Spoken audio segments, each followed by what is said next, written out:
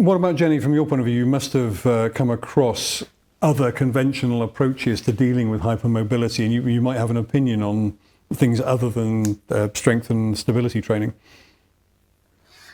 One of the most common ones is surgery that I come across. Many people with hypermobility have had at least one surgery on a joint, and it very much depends, because sometimes you require the surgery to get you to a point where you can move, and that's just what you need.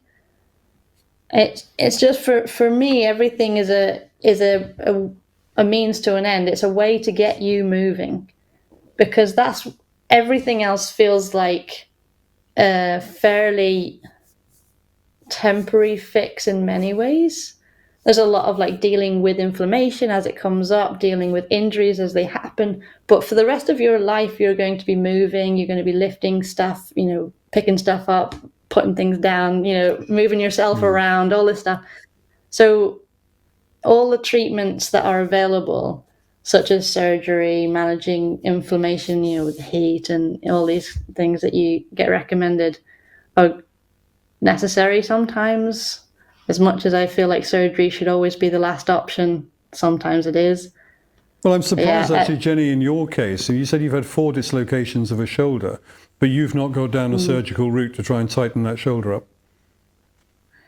No. Instead, I went the strength route. So both my labrums are torn as well, and it's just what I've seen that I can achieve through just strengthening the muscles around.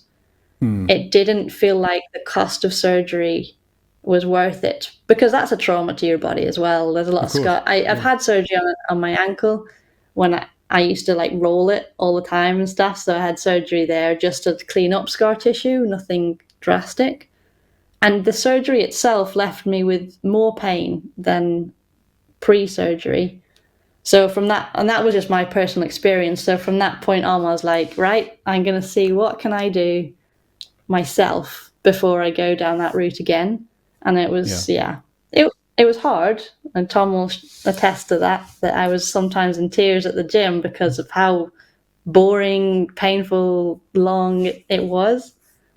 Yeah. But I'm glad I did it rather than surgery. It's a tricky thing. Like with most treatments, a lot of, especially if you go on Google for long enough, you'll find someone saying that this treatment's the best thing in the world, and other people saying it's the worst thing they've ever done in their life. And if you keep going down Google even further, you'll find out you're actually an alien. It's so hard to know if something's going to be right for you. Yeah. So our kind of philosophy is like exhaust what you can movement-wise first, and if you want to give something a go, by all means, but don't latch all of your hopes onto it. So, always control what you can yourself as well. And if you do think that a surgery being recommended, a surgery is a good thing to go for, then if it's worth trying for you and you think it's going to be beneficial for you, then it's worth trying yourself to make up your own mind on it, really.